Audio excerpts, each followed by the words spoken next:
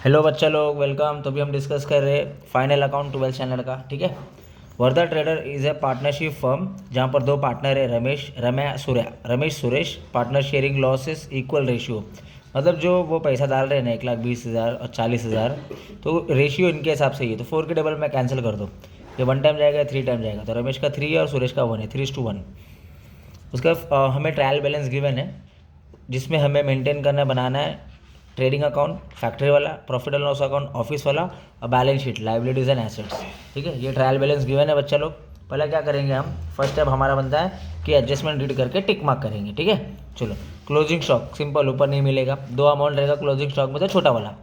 Next, 3,000 का good free sample में बांटा है, तो एडवर्टीजमेंट है, ऊपर नहीं है। Next, bad debts. तो देखो बैड डेट्स है, उसका भाई डेटर है। आरडीडी है तो उसको भी कर दो, पर आरडीडी नहीं है। नेक्स्ट, डेप्रिशिएट करना है 5% फर्नीचर, तो फर्नीचर पे आएंगे और उसको टिक कर देंगे। नेक्स्ट, इंश्योरेंस प्रीपेड बोला है, तो इंश्योरेंस के पास जाओ और उसको क्या करो, टिक कर दो। जो टिक है वो अंदर आएगा, जो टिक नहीं है वो बाहर जाएगा। एकदम सिंपल है। चलो सब स्टार्ट करते हैं, पहले पोस्टिंग करते हैं। तो देखो पहला क्या है बच्चे लोग, पहले ओपनिंग स्टॉक है। ओपनिंग स्टॉक का हमने कॉलम बना के रखा है। Opening stock 32,500। Next, purchase 44,500। Next, debtor asset होता है बच्चे लोग। आपने क्या किया ना, माल बेचा है और उधारी में बेचा है, तो कस्टमर आपको पैसा देगा ना, तो बिजनेस सामने वाले को डेटर बोलेगा, कस्टमर को, जो क्रेडिट में लिया है। टिक मार्क है इसके लिए अंदर। इन्वेस्टमेंट एसेट होता है, आपने 50 लाख म्यूचुअल फंड में इन्वेस्ट कर दिया है, तो आपका एसेट है ना। नेक्स्ट, टिक मार्क नहीं है इसके लिए, बाहर। अभी इंश्योरेंस खर्चा होता है बच्चे लोग, जो ऑफिस करती है, तो यहाँ पर आएगा 2 इंश्योरेंस का अमाउंट है 10-20। टिक मार्क है इसके लिए मैंने अंदर लिखा बच्चे लोग, टिक मार्क नहीं रहता तो बाहर। प्लांट एंड मशीनरी हमारा एसेट है, plant and machinery 15,000। Tick mark नहीं है बच्चे लोग, बाहर। टिक मार्क रहेगा तो अंदर। सैलरी बिजनेस के लिए एक्सपेंस है और वो ऑफिस वाले देते हैं। ठीक है, तो 4850। टिक मार्क नहीं है बच्चे लोग, डायरेक्ट बाहर। Next, bad debts 500। Bad debts मतलब बच्चे लोग भूल जाए पिक्चर। ठीक है, एक ऐसा अमाउंट जो कभी रिकवर होने वाला नहीं है, चूना लगा दिया, तो एक प्रॉफिट एंड लॉस के डेबिट में आता है। फर्नीचर एसेट होता है बच्चे लोग। बैड डेट्स को अंदर लिखना है क्योंकि टिक मार्क है। नेक्स्ट है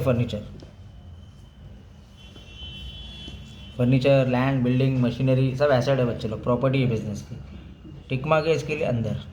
cash in hand, cash at bank, कुछ भी ऐसा एसेट है। Cash in hand asset, cash at bank asset. Tick mark नहीं है, बाहर। ठीक है, तो अभी मैंने डेबिट सॉल्व किया ना, कहाँ लिखा मैंने, ट्रेडिंग के डेबिट में, प्रॉफिट एंड लॉस के डेबिट में और एसेट में। अभी मैं क्रेडिट सॉल्व कर रहा हूँ ना, तो कहाँ लिखूंगा, क्रेडिट में लिखूंगा ट्रेडिंग अकाउंट के, प्रॉफिट एंड लॉस का क्रेडिट में लिखूंगा और लाइबिलिटीज़ में लिखूंगा। आपका मिस्टेक नहीं होगा। तो पहला सन्ड्री क्रेडिटर लाइबिलिटीज़ है, इसका मतलब समझा देता हूँ क्या है। आपने ना आपके सप्लायर से माल खरीदा है, तो पैसा तो देना पड़ेगा ना, आपका कर्जा है ना, तो वो है ये। ठीक है, इसके लिए अपन ने इसको लाइबिलिटीज़ में लिखा। सेल 61,000। नेक्स्ट, कैपिटल है, तो बच्चे लोग यहाँ पर ना पार्टनर्स कैपिटल में एक डेबिट में ड्राइंग आएगा और क्रेडिट में कैपिटल आएगा। इंटरेस्ट एंड ड्राइंग आएगा, इंटरेस्ट एंड कैपिटल आएगा, और कुछ नहीं आएगा। डेबिट में ड्राइंग, क्रेडिट में कैपिटल, सिंपल। तो देखो रमेश का 1,20,000 है, सुरेश का 40 है, तो हम क्या लिखेंगे, by balance brought down. 1,20,000 Ramesh का है और 40,000 सुरेश का है। ऐसा करके हमने पोस्टिंग कर दिया बच्चे लोग। ठीक है, अभी एडजस्टमेंट पे आते हैं फटाफट।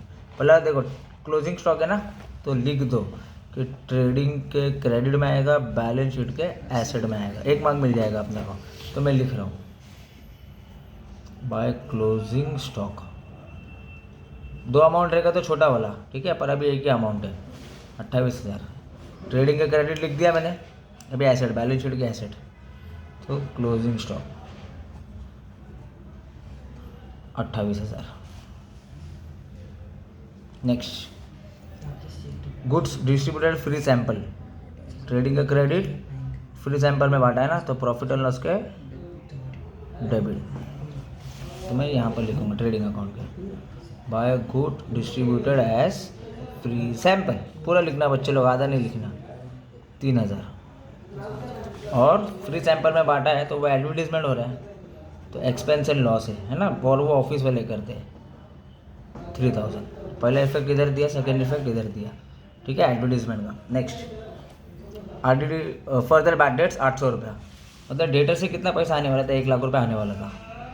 पर एडजस्टमेंट में क्या बोला है बच्चे लोग कि भूल जा पिक्चर और देख लो एक बार और, न्यू बैड डेट्स और 800 रुपया, तो माइनस होएगा, प्लस थोड़ी रहेगा, तो उसको मैंने माइनस कर दिया 99,200।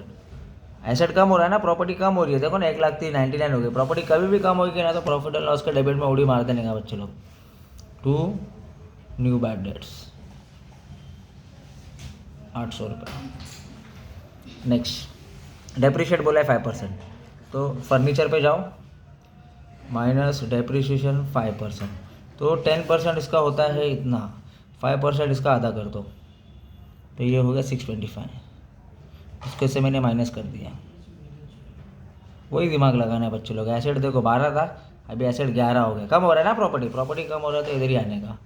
2 डेप्रिशिएशन ऑन, किसका डेप्रिशिएशन था, फर्नीचर का था, तो कितना अमाउंट था बच्चे लोग, वो अमाउंट लेना है। कितना लॉस हुआ, 625 लॉस हुआ है। उसके बाद क्या बोला है, प्रीपेड इंश्योरेंस, मतलब ज़्यादा भर दिया है। देखो 1 साल का भरना होता है, आपने 2 साल का भर दिया है, 12 महीने का भरना होता है, आपने 15 महीने का भर दिया, तो ज़्यादा है ना वो प्रीपेड है, वो एडवांस है, ठीक है। तो कभी भी याद रखो प्रीपेड में माइनस करते हैं। प्रीपेड इंश्योरेंस है ना, तो इंश्योरेंस में जाओ और लिखो प्रीपेड, अमाउंट है 1875, तो मैंने इसको इससे माइनस कर दिया, माइनस करके मेरी ये वैल्यू आई। फर्स्ट इफेक्ट ज़्यादा भर दिया ना, है तो अपनी प्रॉपर्टी, ज़्यादा भर दिया तो भी क्या हुआ, है तो अपनी प्रॉपर्टी एसेट्स, तो प्रीपेड इंश्योरेंस